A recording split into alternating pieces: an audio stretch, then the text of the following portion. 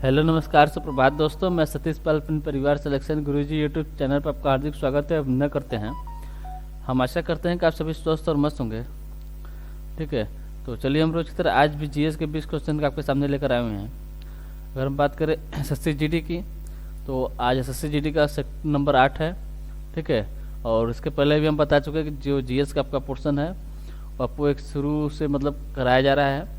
तो जहाँ तक अगर क्वेश्चन बात करें, जहाँ तक क्वेश्चन पहले हो चुका तो उसके आगे के आज क्वेश्चन देखते हैं। चलिए अब आज के अपने पहला क्वेश्चन देखते हैं। आज का हमारा पहला क्वेश्चन दिया, भारतीय मूल संविधान में कुल कितनी अनुसूचियाँ थीं? भारतीय मूल संविधान में कुल कितनी अनुसूचियाँ थीं? ऑप्शन ए दिया आपका 12, ऑप्शन बी दिया आपका 8, ऑप्शन सी दिया आपका 10 और ऑप्शन डी दिया आपका 14। अगर पूछे भारतीय मूल संविधान में पूछे कुल कितनी अनुसूचियाँ थी, तो उसमें थी आपके 8 अनुसूचियाँ थी। टोटल आपके 8 अनुसूचियाँ थे। वर्तमान में पूछा था, वर्तमान में आपके 12 अनुसूचियाँ हैं। वर्तमान में पूछे तो वर्तमान में आपके 12 अनुसूचियाँ हैं और मूल संविधान में कितनी थी? 8 अनुसूचियाँ थी। अगर हम 8 अनुसूचियाँ की बात करें, अगर पूछे पहली अनुसूची में क्या दिया है, पहली अनुसूची का संबंध किससे है, तो आपके राज्य और केंद्र शासित प्रदेश से, यानी स्टेट प्लस यूटी के बारे में किस में बताया गया, तब के पहली अनुसूची में बात की गई है। दूसरी अनुसूची की बात करें, इसमें विभिन्न पदाधिकारियों के वेतन के बारे में बात की गई है। विभिन्न पदाधिकारियों के वेतन की बात की गई है। और तीसरी अनुसूची में विभिन्न पदाधिकारियों के शपथ के बारे में बात की गई है। किसके बारे में? शपथ के बारे में बात की गई है। ठीक, चौथी अनुसूची की बात करें, चौथी अनुसूची में जो आपके राज्यसभा में सीटों का बंटवारा से संबंधित है। राज्यसभा में सीटों के बंटवारे से संबंधित है। ठीक है, और पांचवी अनुसूची की बात करें, पांचवी अनुसूची की बात करें तो इसमें अनुसूचित जाति और अनुसूचित जनजाति के बारे में बताया गया है, यानी एससी एवं एसटी के बारे में बताया गया है। और छठी अनुसूची की बात करें, छठी अनुसूची में आपके पूर्वोत्तर के 4 राज्यों के बारे में बताया गया है। कौन कौन से राज्य हैं? एक है आपका असम, त्रिपुरा,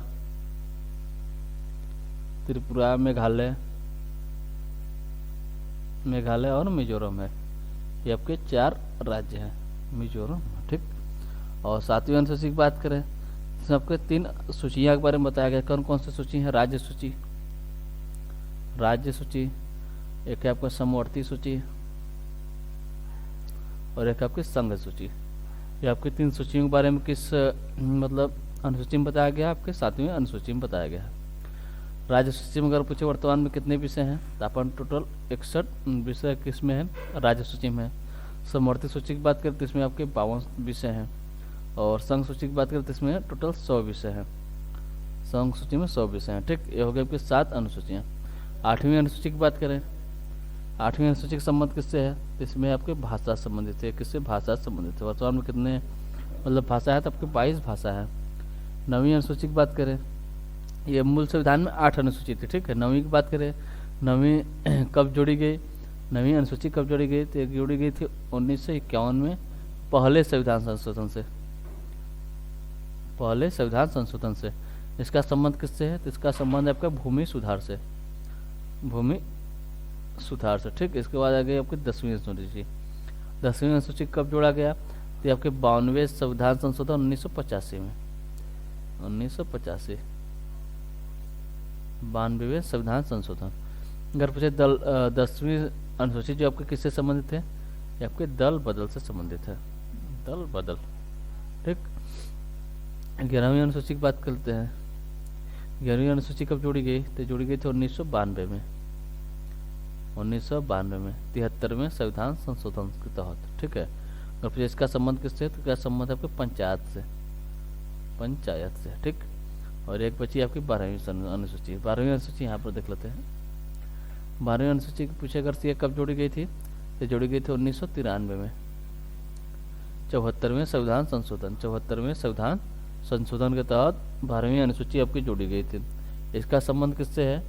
इसका संबंध आपके नगर पालिका से। ठीक है, तो पूछा तो भारतीय मूल संविधान में कुल कितनी अनुसूचियां थी? तो आपके 8 अनुसूचियां थी। कौन कौन सी 8 अनुसूचियां थी?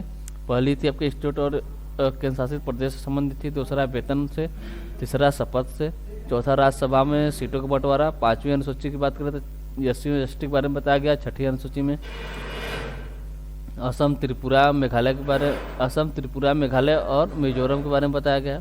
सातवीं अनुसूची में 3 सूचियाँ बताई गई हैं, राज्य सूची, समवर्ती सूची और संघ सूची, जिसमें आपके राज्य सूची में बात करें तो 61 विषय है, समवर्ती सूची में बात करें तो 52 विषय हैं और संघ सूची में टोटल 100 विषय के बारे में बताया गया है। ठीक है। और 8वीं अनुसूची किससे संबंधित है? आपके भाषा संबंधित है, जिसमें आपके टोटल 22 भाषाओं का उल्लेख है। ठीक, ये हो गई आपकी मूल संविधान में 8 अनुसूचियाँ हो गई। अगर पूछे बाद में आपके कितनी अनुसूचियाँ जोड़ी गई? 4 अनुसूचियाँ, यानी वर्तमान में कितनी अनुसूचियाँ? टोटल आपके 12 अनुसूचियाँ हैं। ठीक है। तो 9वीं अनुसूची कब जोड़ी गई? पहले संविधान संशोधन 1951 में, इससे संबंधित है भूमि सुधार संबंधित है। 10वीं अनुसूची जोड़ी गई आपकी 92वें संविधान संशोधन 1985 में, किससे संबंधित है? दल बदल संबंधित है। 11वीं अनुसूची जोड़ी गई आपकी 73वें संविधान संशोधन 1992 में, इसका संबंध किससे? पंचायत से संबंधित है। और 12वीं अनुसूची जो आपकी 74वें संविधान संशोधन 1993 में जोड़ी गई, इसका संबंध किससे है? नगर पालिका से संबंधित है। ठीक, अगला क्वेश्चन देखते हैं। अगला क्वेश्चन है, विश्व की सबसे तीव्र ढलान वाली चोटी निम्न में से कौन सी है? विश्व की सबसे तीव्र ढलान वाली चोटी निम्न में से कौन सी है? ऑप्शन ए दिया आपका गार्डविन आस्टीन, ऑप्शन बी दिया आपका राकापोशी, ऑप्शन सी दिया आपका कंचनजंगा और ऑप्शन डी दिया आपका माउंट एवरेस्ट। ठीक, तो अगर पूछे विश्व की सबसे तीव्र ढलान वाली चोटी कौन सी है, तो आपकी राकापोशी है। ठीक है, कौन सी है? राकापोशी, जो कि लद्दाख की पर्वत चोटी है। ठीक है। अगर पूछे इसकी ऊंचाई कितनी है? 7,788 मीटर इसकी ऊंचाई है, 7,788 मीटर इसकी ऊंचाई है। गार्डविन आस्टीन की बात करते हैं, काराकोरम जो पर्वत श्रेणी है उसकी मतलब पर्वत चोटी है गार्डविन आस्टीन। ठीक है, गार्डविन आस्टीन, इसकी अगर लंबाई पूछे, इसकी ऊंचाई पूछे कितनी है? 8,611 मीटर। ठीक है, ये कहाँ पर है? ये आपके पीओके में है। ठीक है। अगर पूछे ये भारत की विवादित सबसे ऊंची चोटी कौन सी है, तो आपकी गार्डविन आस्टीन है, क्योंकि यह अर्धपाक कश्मीर में है। ठीक है, कि इसकी ऊंचाई कितनी है? 8,611 मीटर है। कंचनजंगा की बात करें, इसकी ऊंचाई कितनी है? तो 5,898 मीटर, 5,898 मीटर कंचनजंगा की ऊंचाई है। और माउंट एवरेस्ट की बात करें तो 8,848 मीटर इसकी ऊंचाई है। ठीक है। और माउंट एवरेस्ट विश्व की सबसे ऊंची चोटी है, विश्व की सबसे ऊंची चोटी है विश्व की। ठीक है, विश्व की सबसे ऊंची चोटी अगर पूछे कौन से? Mount Everest. कहाँ पर है? ये आपके नेपाल में है। कहाँ पर है? नेपाल में है। ठीक है, चलिए अगला क्वेश्चन देखते हैं। अगला क्वेश्चन दिया थाईपुसम निम्न में से किस राज्य का प्रमुख उत्सव है? थाईपुसम निम्न में से किस राज्य का प्रमुख उत्सव है? ऑप्शन दिया आप सिक्किम, ऑप्शन बी दिया केरल, ऑप्शन सी दिया कर्नाटक और ऑप्शन डी दिया आपका तमिलनाडु। तो अगर पूछे थाईपुसम किस राज्य का प्रमुख उत्सव है, यह है आपके तमिलनाडु का। कहाँ का है? तमिलनाडु का, यानी ऑप्शन डी हमारा जो है ये सही आंसर होता है। ठीक है। अगर पूछे तमिलनाडु को और सारे मतलब उत्सव की बात करें, देखोगे आपका थाईपुसम हो गया, एक है आपका जल्लीकट्टू, क्या है? जल्लीकट्टू, एक है आपका चित्राथी, ये कहाँ का है? आपके तमिलनाडु का। और एक है आपका पोंगल कितने दिन मनाया जाता है? आपके 4 दिन मनाया जाता है।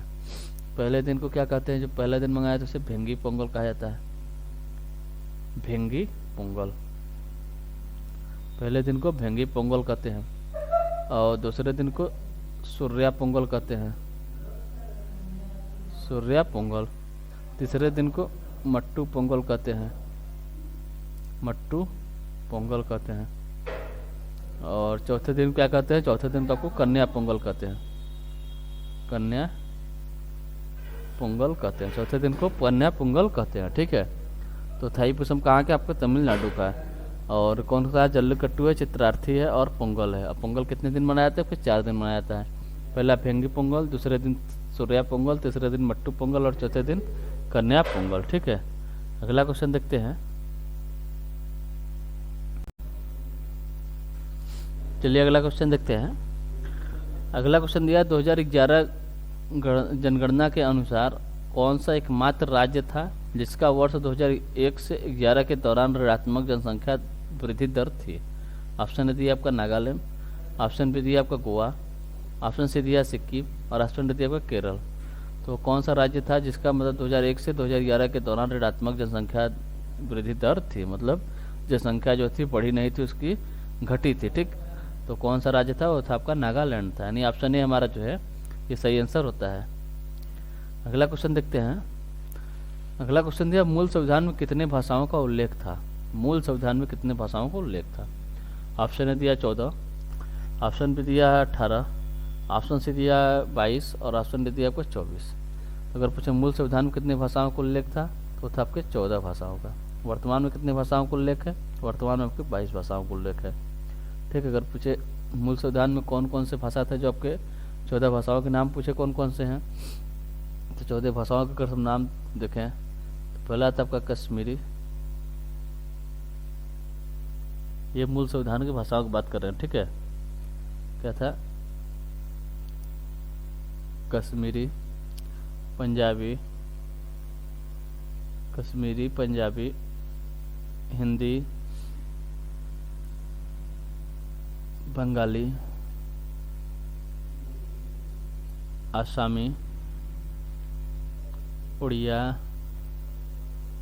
गुजराती, मराठी,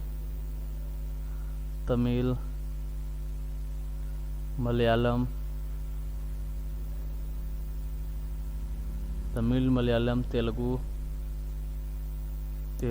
कन्नड़,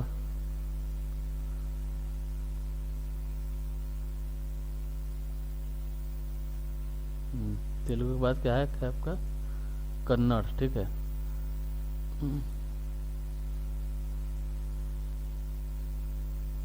क्या है? तेलुगु, कन्नड़, कन्नड़ के बाद है आपका उर्दू और संस्कृत। ठीक है, ये आपके टोटल क्या थे? आपके मूल संविधान में 14 भाषा थे। कश्मीरी, पंजाबी, हिंदी, बंगाली, आसामी, उड़िया, गुजराती, मराठी, तमिल, मलयालम, तेलुगु, कन्नड़, उर्दू और संस्कृत। ये टोटल आपके मूल भाषा थे। ठीक, 14 मूल भाषा थे। अगर पूछे वर्तमान में कितनी भाषा है? 22 भाषा है। मतलब बाकी के जो आपके 8 भाषा है वो आपके जोड़े गए थे, यानी कब कब जोड़े गए थे? अगर पूछे 14 भाषा हो गए। 15वें भाषा की बात करें, कौन सा था? 15वां था आपका सिंधी। 15वां भाषा कौन सा था? सिंधी। अगर 15वां भाषा जो था आपको कब जोड़ा गया? यह जोड़ा गया था आपका 21वें संविधान संशोधन, कब? 1967 में। ठीक है, ये 15वां भाषा आपका सिंधी हुआ। ठीक है, इसके बाद आपके 3 भाषा जोड़े गए। कितने? 3। ए प्लस 1 था प्लस 3। ठीक, 3 भाषा कौन कौन से थे? एक था आपका नेपाली, मणिपुरी और कोंकणी। ठीक है, ये कब जोड़े गए? तो 71वें संविधान संशोधन के तहत 1992 में जोड़े गए। ठीक, इसके बाद आपके ये 3 और 1 4 टोटल हो गए। बचे कितने? 4। तो ये 4 भाषा और जोड़े गए थे। ठीक, कौन कौन से थे? एक था आपका बोडो, डोंगरी,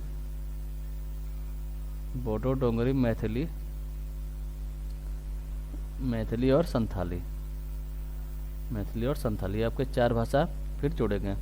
ये 21वें संविधान संशोधन के तहत सिंधी जोड़ा गया, 71वें संविधान संशोधन के तहत नेपाली, मणिपुरी, कोंकणी और 92वें संविधान संशोधन के तहत बोडो, डोंगरी, मैथिली, संथाली। और पूछिए ये कब हुआ? तो ये हुआ था 2003 में। ये टोटल हो गए 4 इधर 4 इधर, यानी ये आपके 8 भाषा हो गए जो बाद में जुड़े थे। टोटल 14, 8, 22 भाषा, जो कि आपके कब है? वर्तमान में। यानी वर्तमान में कितनी भाषा हैं?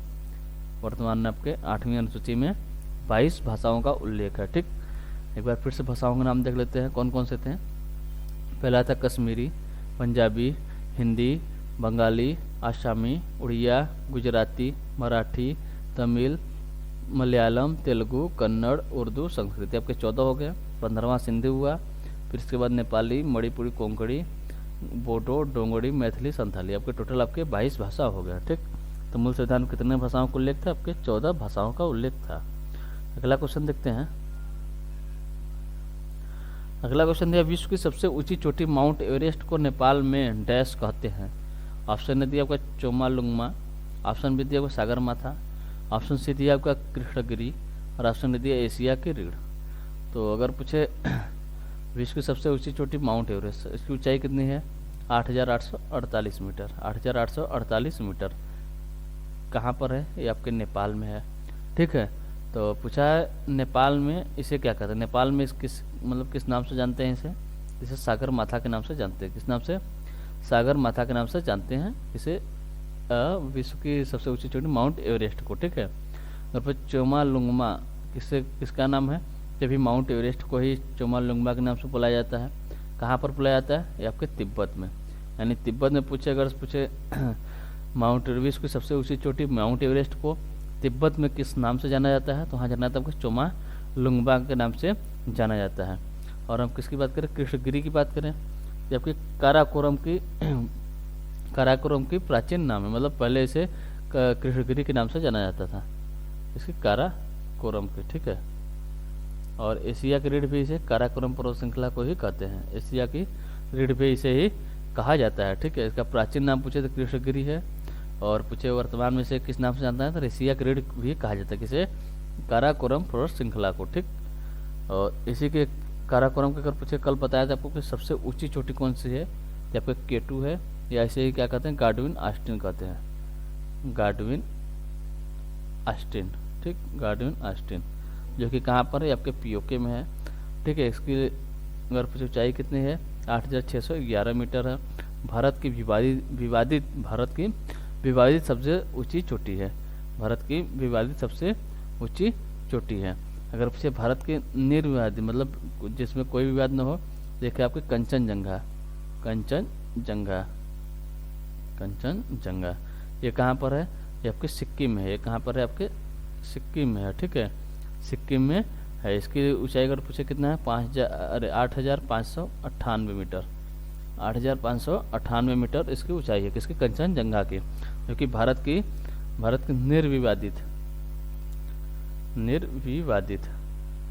निर्विवादित सबसे ऊंची चोटी, सबसे ऊंची चोटी है।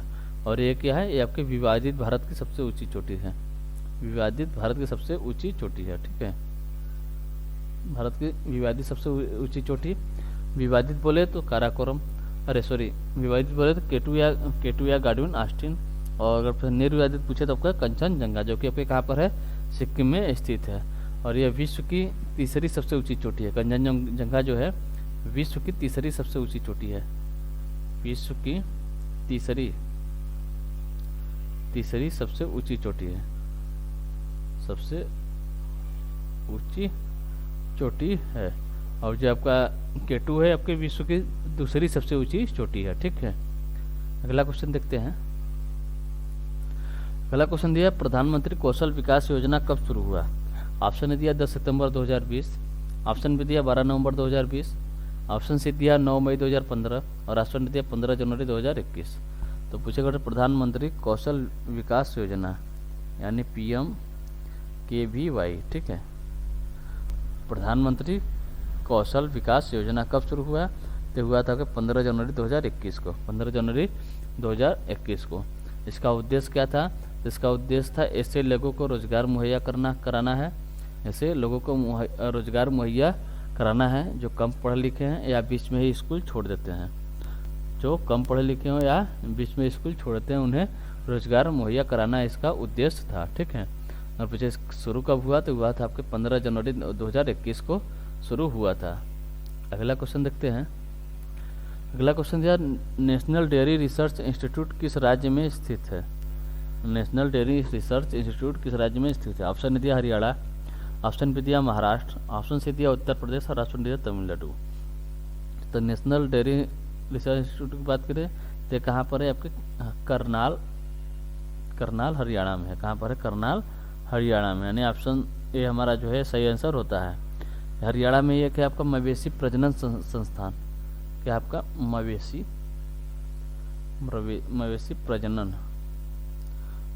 प्रजनन संस्थान, ये कहाँ पर? ये आपके हरियाणा में है। ठीक है, हरियाणा में किस जगह? तो आपके हिसार में है। कहाँ पर है? हरियाणा हिसार में। ठीक, अगला क्वेश्चन देखते हैं। अगला क्वेश्चन दिया है, 42वें संविधान संशोधन 1976 द्वारा राज्य सूची के कितने विषय को समवर्ती सूची में डाल दिया गया? कब डाला गया? 1976 में। किस संविधान संशोधन के तहत? 42वें संविधान संशोधन के तहत। ठीक है, किसके विषय? राज्य सूची के कितने विषय को समवर्ती सूची में डाल दिया गया? तो डाल दिया गया, कितने सूची थे? टोटल आपके 5 जो आपके राज्य सूची के जो विषय थे उसको समवर्ती सूची में डाल दिया गया था। अगर पूछे किस अनुसूची में बताया गया तो 7वीं अनुसूची में है आपके संघ सूची, राज्य सूची और समवर्ती सूची। ठीक, कौन कौन से? एक है आपका राज्य सूची, समवर्ती सूची और एक आपका संघ सूची। संघ सूची, ठीक है, समवर्ती सूची राष्ट्रीय मूल संविधान में, वर्तमान में। ठीक, अगर पूछे मूल संविधान में राज्य सूची में कितने विषय थे? मूल संविधान में राज्य सूची में कितने विषय थे? तो ये थे आपके 66। वर्तमान में कितने विषय हैं? 61 हैं। और फिर समवर्ती सूची में पूछे अगर मूल संविधान में कितने विषय थे? 47। वर्तमान में कितने हैं? 52 हैं। ठीक है, अगर फिर संघ सूची में संघ सूची में मूल संविधान में कितने विषय थे? 97। वर्तमान में कितने हैं? आपके 100 विषय हैं। ठीक है, तो राज्य सूची के जो आपके 5 विषय थे वो कहाँ पर डाल दिए गए? मतलब यहाँ से 66 थे पहले, अब 5 यहाँ से निकाल के किस में डाल दिया गया? ये डाल दिया गया आपके समवर्ती सूची में। पहले 47 से 5 बढ़ के कितना हो गया? 52 हो गया। ठीक है, और ये 66 से 5 घट के कितना हो गया?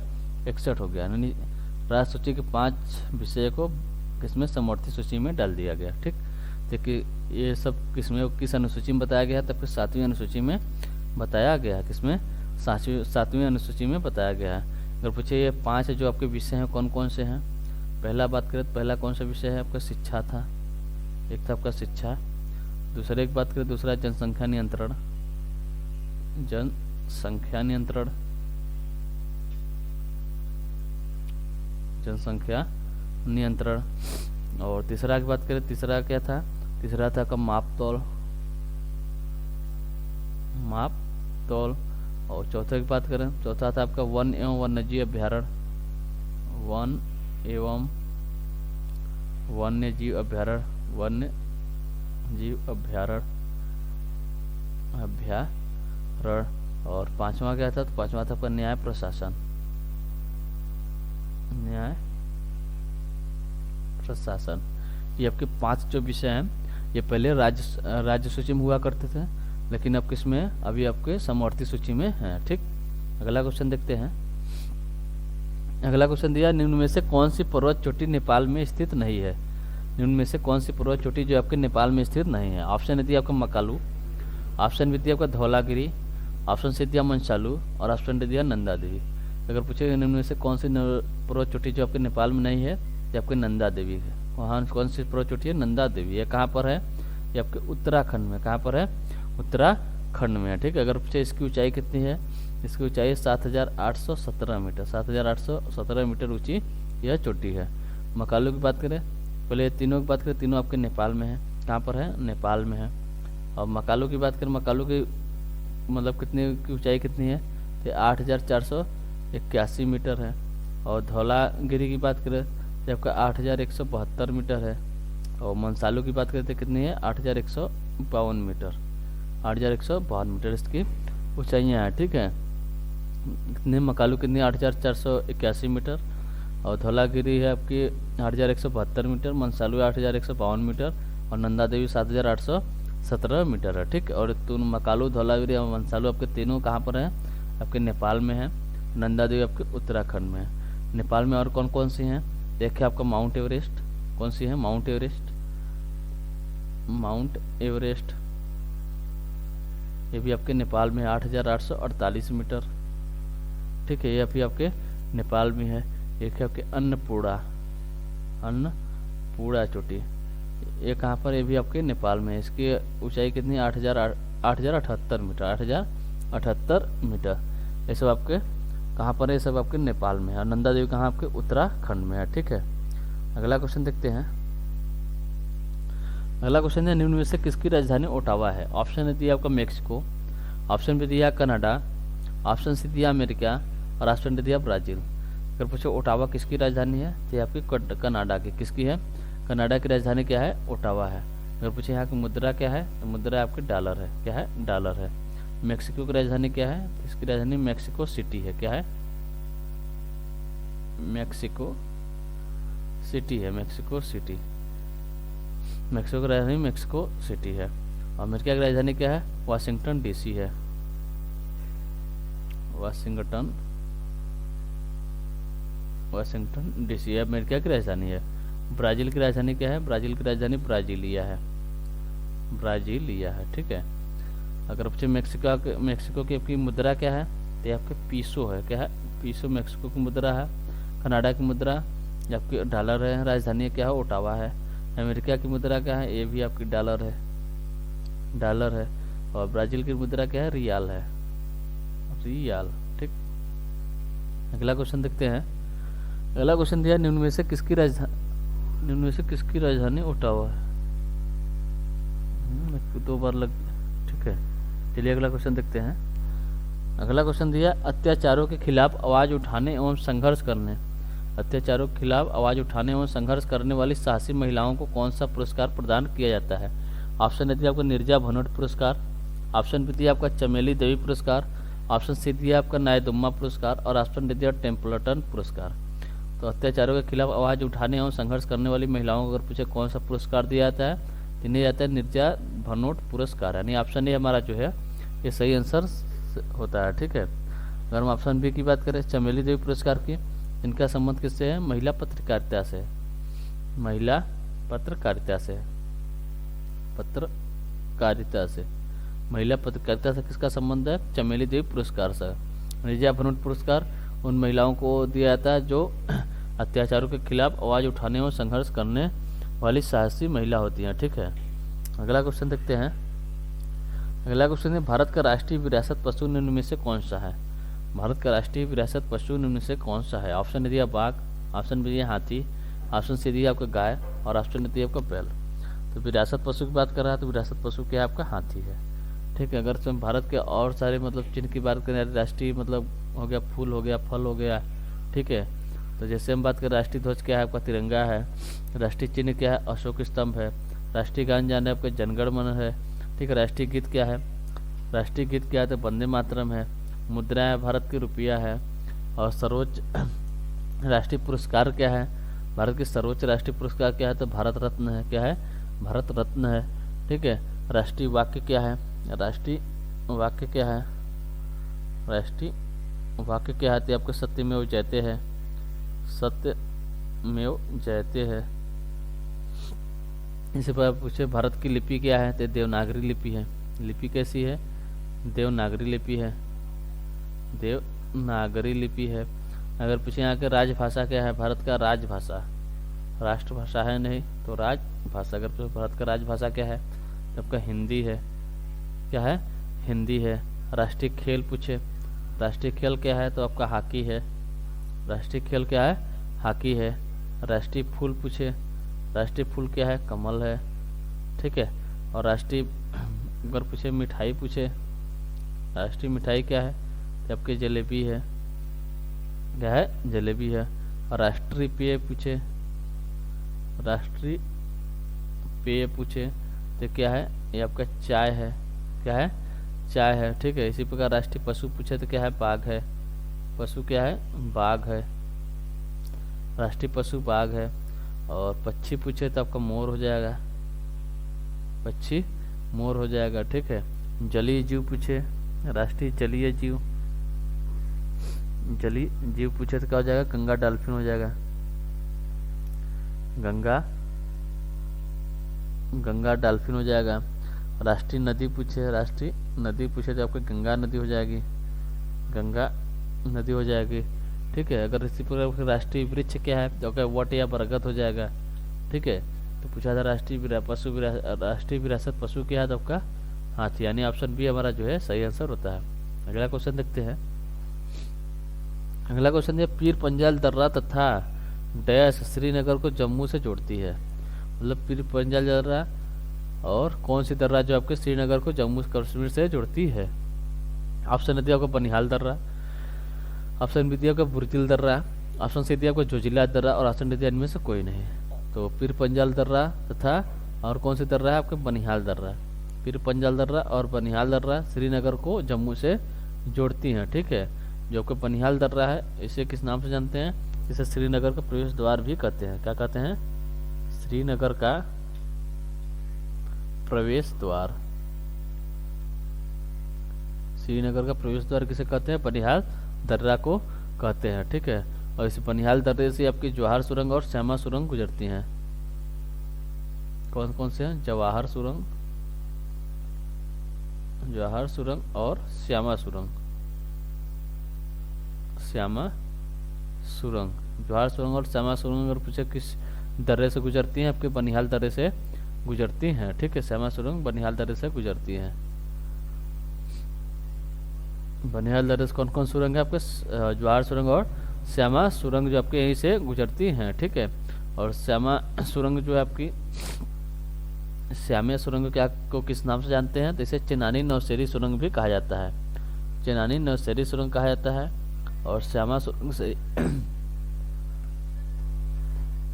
श्यामा सुरंग से ही NH-44 गुजरता है। कौन सा, NH-44 यानी नेशनल हाईवे नंबर 44 आपके कहाँ से गुजरता है, ये आपके श्यामा सुरंग से ही गुजरता है। जो कि अगर पूछे नेशनल NH-44 जो है आपका राजमार्ग जो है आपका, ये आपको किसको जोड़ता है, तो श्रीनगर को किसके साथ जोड़ता है, आपको कन्याकुमारी के साथ जोड़ता है। कन्याकुमारी के साथ, श्रीनगर को कन्याकुमारी के साथ कौन सा हाईवे है आपका, राजमार्ग है, तो आपका NH-44 जो कि आपके मतलब कहाँ से गुजरता है, आपके श्यामा सुरंग से ही होकर गुजरता है। ठीक, अगला क्वेश्चन देखते हैं। अगला क्वेश्चन दिया, मस्का डोमेस्टिका निम्न में से किसका वैज्ञानिक नाम है। मस्का डोमेस्टिका निम्न में से किसका वैज्ञानिक नाम है। ऑप्शन ने दिया मोर, ऑप्शन में दिया मक्खी, ऑप्शन में दिया घोड़ा और ऑप्शन ने दिया डल्फिन। तो मस्का डोमेस्टिका की बात करते किसका वैज्ञानिक नाम है, आपके मक्खी का वैज्ञानिक नाम है। मोर की बात करें, मोर का वैज्ञानिक नाम क्या है, तो आपके पाओ क्रिस्टेसस। पाओ क्रिस्टेसस अगर पूछे किसका वैज्ञानिक नाम है, ये आपके मोर का वैज्ञानिक नाम है। अगर पूछे घोड़ा का वैज्ञानिक नाम क्या है, तो आपका इक्वेस कैबेलस है। इक्वेस कैबेलस है, कैबेलस है। ठीक, डॉल्फिन का वैज्ञानिक नाम पूछे तो ये आपका फ्लोनिस्टा है। फ्लोनिस्टा गैकेटिका।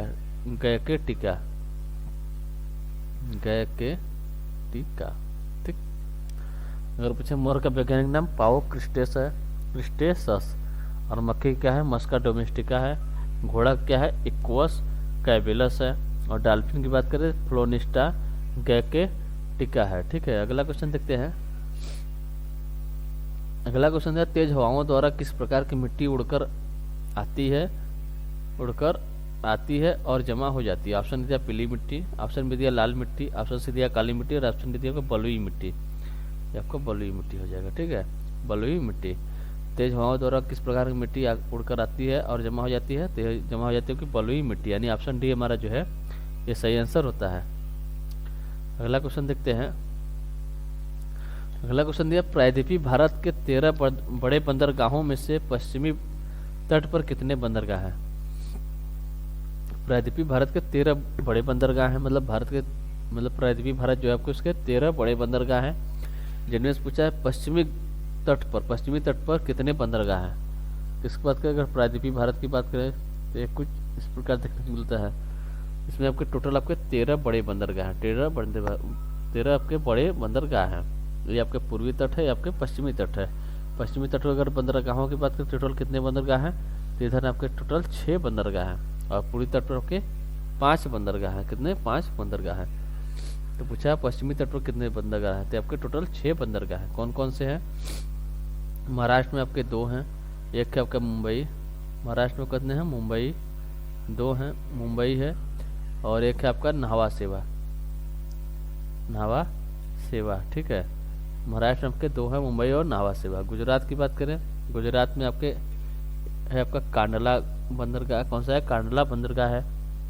और अगर पूछे गोवा की बात करें, गोवा में कौन सा बंदरगाह है, तो यहाँ पे आपका मार्मा गाँव गाओ बंदरगाह, ठीक है। और केरल की बात करें, केरल में कौन सा है, केरल में आपका कोचीन बंदरगाह है, कोचीन बंदरगाह है। और कर्नाटक की बात करें, कर्नाटक में कौन सा बंदरगाह है, यहाँ पर न्यू मंगलोर बंदरगाह है, न्यू मंगलोर बंदरगाह है, ठीक है। कहाँ पर है आपके, ये आपके कर्नाटक में है, ठीक। अगला क्वेश्चन देखते हैं।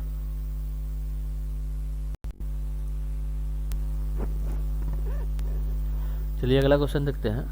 अगला क्वेश्चन दिया पराध्वनिक गति का मापांकन किस इकाई से होता है। ऑप्शन दिया मैक, ऑप्शन बी दिया आपका नॉट, ऑप्शन सी दिया रिक्टर और ऑप्शन डी दिया हर्ट्ज। तो पराध्वनिक गति का मापांकन इकाई मतलब किससे होता है, ये होता है आपके मैक से। किससे होता है, मैक से होता है, यानी ऑप्शन ए हमारा जो है ये सही आंसर होता है। आपका नाट जो होता है ये क्या होता है, आपके चाल मापता है, या चाल मापता है, चाल का मात्रा का होता है, नाट होता है। और रिक्टर की बात करें तो आपके भूकंप की तीव्रता मापता है, भूकंप की तीव्रता मापता है।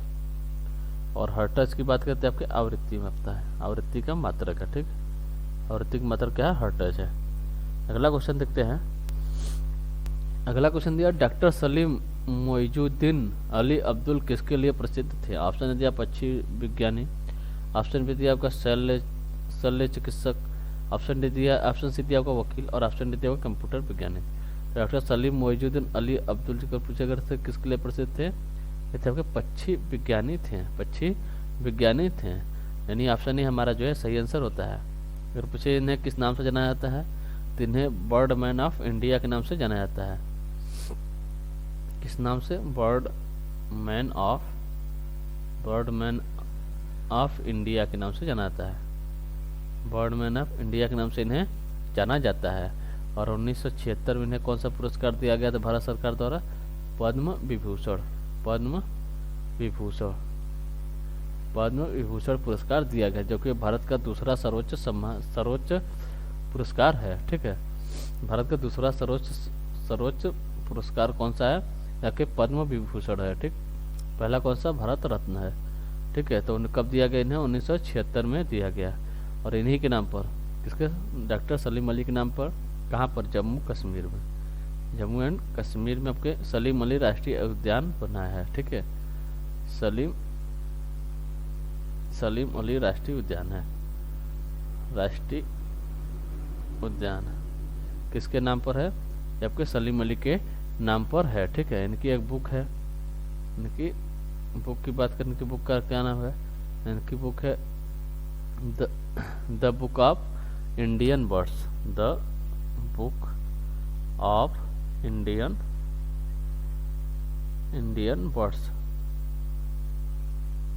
बर्ड्स, ठीक है। इनकी बुक का क्या नाम है, the book of Indian birds इनकी बुक का नाम है। इन्हें किस नाम से जाना जाता है, बर्ड मैन ऑफ इंडिया के नाम से जाना जाता है। 1976 इन्हें भारत सरकार द्वारा पद्म विभूषण यानी भारत का दूसरा सर्वोच्च सम्मान पुरस्कार से सम्मानित किया गया। और जम्मू कश्मीर इन्हीं के नाम पे क्या है आपका, सलीम अली राष्ट्रीय उद्यान है। इनकी बुक का क्या नाम है, the book of Indian birds इनकी बुक है, ठीक।